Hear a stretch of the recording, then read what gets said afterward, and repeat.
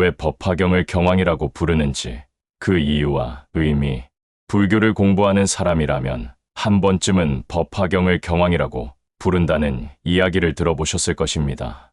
경왕이라는 것은 모든 경전의 왕이라는 뜻이죠.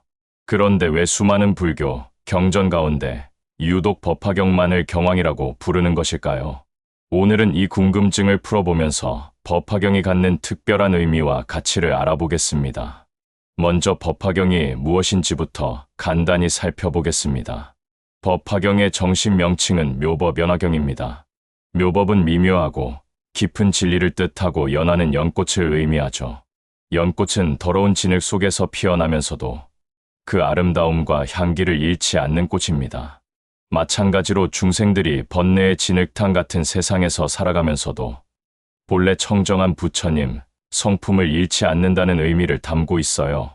법화경은 부처님께서 성도 후 40년 넘게 설법하시다가 만년에 이르러 설하신 경전입니다. 그동안의 모든 가르침을 집대성하고 완성시킨 최종적이고 궁극적인 설법이라고 할 수 있죠. 그래서 법화경을 부처님의 본심을 드러낸 진실한 가르침이라고 부르는 것입니다. 그렇다면 왜 법화경을 경왕이라고 부르는 것일까요? 첫 번째 이유는 법화경이 담고 있는 가르침의 내용이 가장 깊고 넓기 때문입니다. 법화경 이전의 경전들은 대부분 특정한 대상을 향한 맞춤형 설법이었습니다.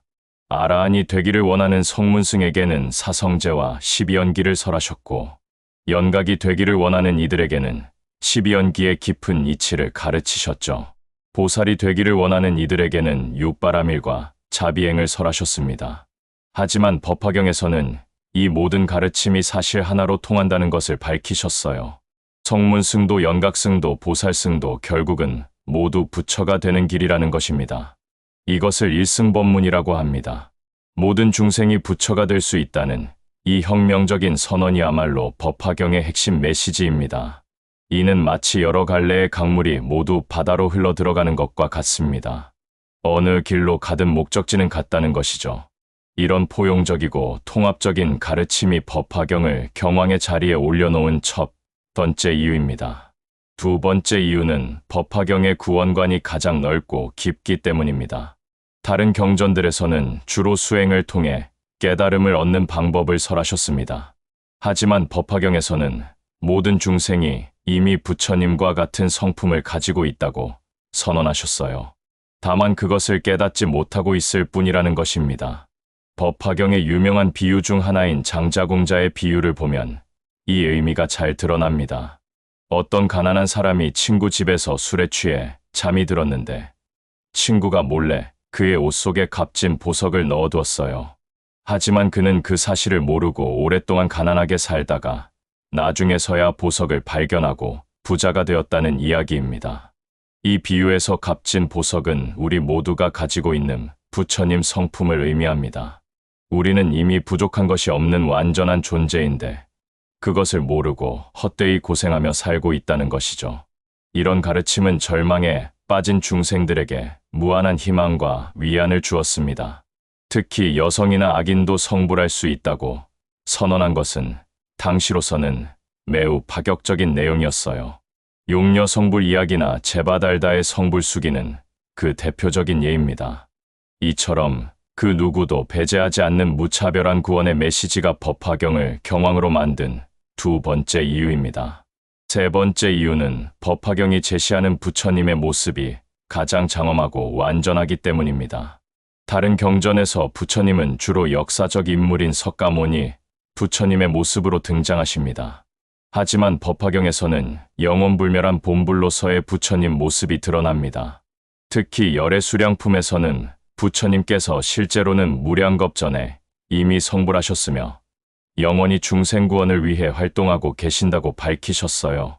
석가모니 부처님의 탄생과 출가와 성도와 열반은 모두 중생을 교화하기 위한 방편이었다는 것입니다. 이는 부처님을 단순히 역사상의 성인이 아니라 우주 전체를 관할하는 영원한 구세주로 격상시킨 것이죠. 이런 장엄하고 위대한 부처님관이 법화경을 경왕의 지위에 올려놓은 세 번째 이유입니다. 네 번째 이유는 법화경의 설법 방식이 가장 완전하기 때문입니다. 법화경에서 부처님께서는 이전까지의 모든 설법이 사실은 방편설이었다고 밝히셨어요. 중생의 근기에 따라 이해하기 쉽도록 임시로 설한 것이었다는 뜻입니다. 그리고 이제 드디어 진실한 가르침을 설할 때가 되었다고 하시면서 법화경을 설하기 시작하셨죠. 이는 마치 스승이 제자들의 수준에 맞춰 단계별로 가르치다가 마침내 가장 깊은 진리를 전수하는 것과 같습니다. 방편과 진실의 관계를 명확히 하고 모든 가르침을 하나로 통합한 완성된 설법이 바로 법화경인 것입니다. 다섯 번째 이유는 법화경의 공덕과 위력이 가장 크다고 여겨지기 때문입니다. 법화경 안에는 이 경을 읽고 외우고 해설하고 서사하는 공덕이 얼마나 큰지를 설명한 내용이 많이 나옵니다. 심지어 법화경의 제목인 묘법연화경 5글자만 들어도 무량한 공덕을 얻는다고 하셨어요. 또한 법화경을 신심으로 받아들이는 사람은 관세음보살의 자비로운 구원을 받는다고 하셨습니다. 관세음보살보 문품에서는 일심으로 관세음보살의 이름을 부르면 모든 재난에서 벗어날 수 있다고 하셨죠. 이런 현실적이고 구체적인 이익을 약속한 것이 많은 사람들로 하여금 법화경을 특별하게 여기게 만들었습니다. 여섯 번째 이유는 법화경의 문학적 완성도가 가장 높기 때문입니다. 법화경에는 수많은 비유와 상징이 등장합니다. 화택삼차의 비유, 장자궁자의 비유, 의사양자의 비유 등은 모두 깊은 철학적 의미를 담고 있으면서도 이해하기 쉽게 표현되어 있어요. 특히 보탑의 출현이나 허공회의 장면 등은 매우 장엄하고 신비로운 분위기를 연출합니다. 이런 문학적 완성도는 법화경을 읽는 사람들로 하여금 깊은 감동과 감화를 받게 만들었죠. 일곱 번째 이유는 법화경이 불교 사상의 발전에 미친 영향이 가장 크기 때문입니다. 법화경의 일승 사상은 대승불교의 기본 이념이 되었습니다. 모든 중생이 부처가 될 수 있다는 가르침은 불교를 더욱 대중적이고 보편적인 종교로 만들었어요. 또한 법화경의 본불로는 후에 밀교나 정토교 등의 발전에 큰 영향을 주었습니다. 영원불멸한 부처님에 대한 신앙은 아미타불이나 대일열에 대한 신앙으로 발전했죠. 이처럼 법화경이 불교 전체의 발전 방향을 결정짓는데 결정적 역할을 했기 때문에 경왕의 지위를 얻게 된 것입니다. 그렇다면 구체적으로 법화경이 경왕이라고 불리는 근거를 경전 속에서 찾아보겠습니다. 법화경 법사품에서 부처님께서는 이렇게 말씀하셨습니다. 열의 모든 법과 열의 모든 자제신력과 열의 모든 비밀장과 열의 모든 심오한 뜻이 모두 이 경 가운데 선언되고 나타내어진다고 하셨어요. 이는 부처님의 모든 가르침과 능력과 지혜가 법화경에 집약되어 있다는 의미입니다. 그래서 법화경을 읽고 이해하면 부처님의 마음을 완전히 알 수 있다는 것이죠. 또한 법사품에서는 법화경을 수지하는 사람은 곧 열애의 사자라고 하셨습니다. 열애의 심부름을 하는 사람이라는 뜻이에요. 이는 법화경을 전파하는 일이 곧 부처님의 뜻을 실현하는 일임을 보여줍니다. 야광보살품에서는 법화경을 경중의 왕이라고 직접 명시하셨습니다. 모든 경전 가운데 가장 높은 지위에 있다는 것을 분명히 하신 것이죠. 이런 경전적 근거들이 법화경을 경왕이라고 부르는 직접적인 이유가 됩니다. 법화경이 경왕의 지위를 얻게 된 역사적 배경도 살펴보겠습니다. 법화경은 기원전 1세기경부터 기원 후 2세기경에 걸쳐 성립된 것으로 추정됩니다. 이 시기는 대승불교가 일어나면서 기존의 부파불교와 경쟁하던 시기였어요. 당시 부파불교에서는 주로 아라한의 깨달음을 최고로 여겼습니다. 하지만 법화경에서는 모든 중생이 부처가 될 수 있다는 혁명적인 사상을 제시했죠. 이는 불교를 소수 수행자들만의 종교에서 모든 대중을 위한 종교로 바꾸는 계기가 되었습니다. 그래서 법화경은 대승불교의 출현과 발전에 결정적 역할을 했다고 평가받습니다. 중국의 법화경이 전해진 것은 3세기경 지겸과 축법호에 의해서였습니다. 그 후 구마라집이 4세기에 새로 번역하면서 본격적으로 중국 불교의 뿌리를 내렸어요. 특히 천태지가 법화경을 근본 경전으로 해서 천태종을 창종한 것은 법화경의 지위를 확고히 하는 계기가 되었습니다. 천태지는 법화경을 석가모니 부처님의 최고 설법이라고 규정하고 모든 불교, 교리를 법화경 중심으로 체계화했어요. 한국에는 사세기경에 전래되어 원효대사와 의상대사 등이 깊이 연구했습니다. 특히 원효대사는 법화경종요라는 주석서를 써서 법화경 연구의 기초를 놓았죠. 일본에서는 6세기에 전해져서 성덕태자가 법화경소를 지을 정도로 중시되었습니다. 후에 사이초가 일본 천태종을 창종하면서 법화경은 일본 불교의 중심 경전이 되었어요. 이처럼 동아시아 불교에서 법화경이 차지하는 위치는 절대적입니다. 그래서 자연스럽게 경왕의 지위를 얻게 된 것이죠. 법화경이 경왕이 된 데는 그 실용적 측면도 큰 역할을 했습니다. 법화경은 다른 경전에 비해 읽기 쉽고 이해하기 쉽게 구성되어 있어요. 어려운 철학적 개념보다는 생생한 비유와 이야기로 가르침을 전달하기 때문입니다. 또한 법화경에는 현실적인 기복신앙적 요소도 많이 들어 있습니다.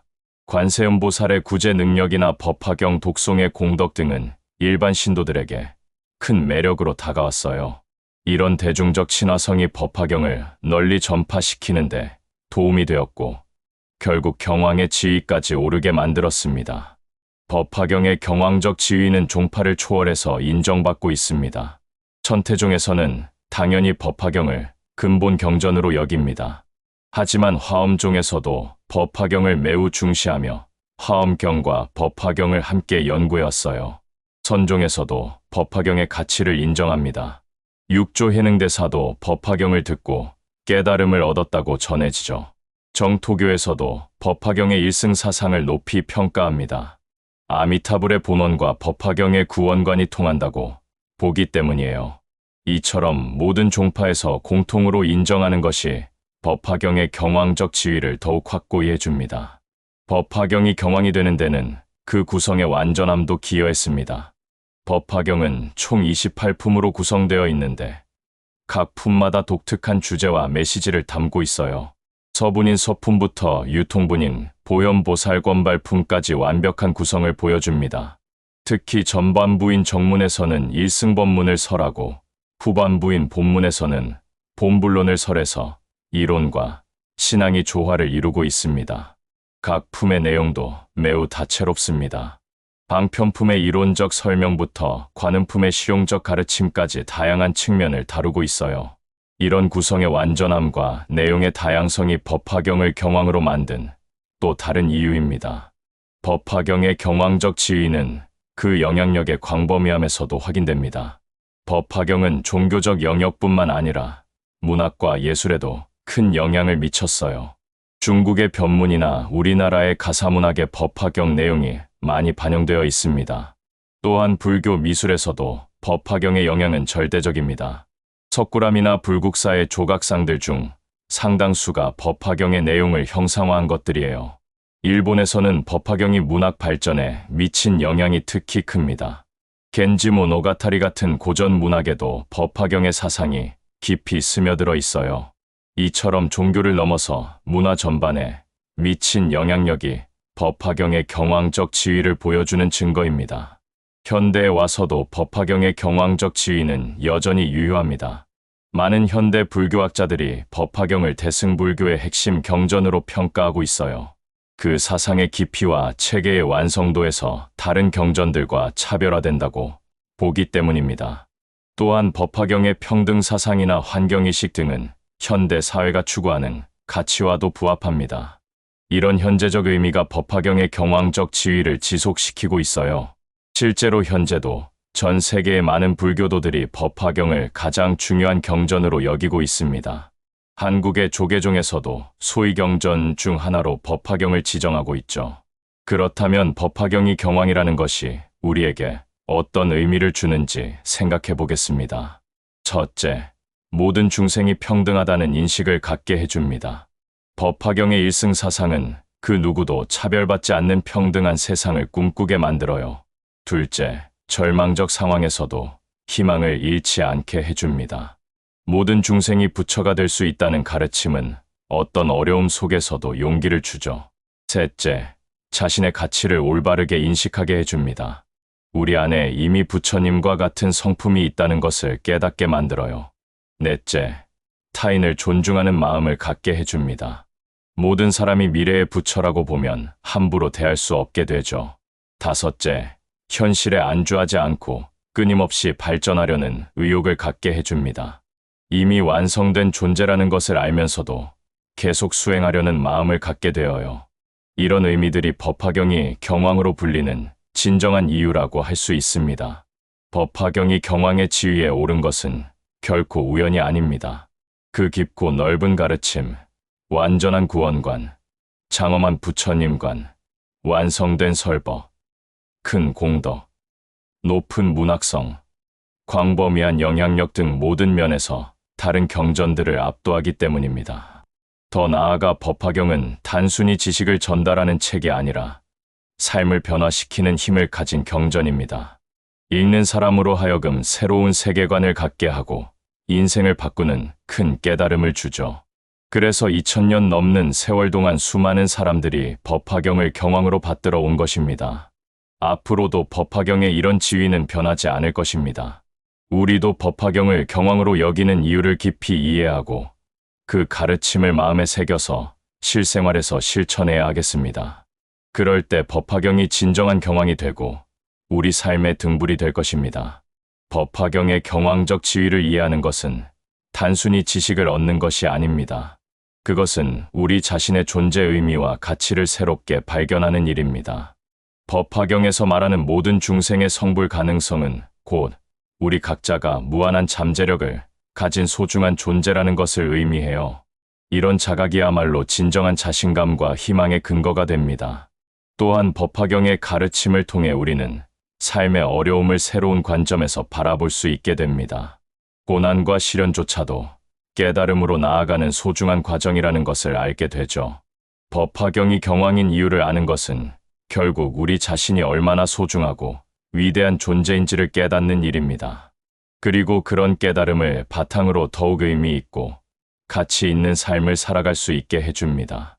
부처님께서 법화경을 통해 전하고자 하신 메시지는 바로 이것입니다. 모든 중생이 본래 부처라는 진실, 그 진실을 깨닫고 실현하는 것이야말로 우리가 이 세상에 태어난 진정한 목적이라는 것이죠. 법화경의 경왕적 위상은 앞으로도 계속 이어질 것입니다. 시대가 바뀌고 환경이 달라져도 그 근본 진리만은 변하지 않기 때문입니다. 우리 모두 법화경의 가르침을 마음 깊이 새기고 일상에서 실천하여 진정한 행복과 평화를 누리시기 바랍니다.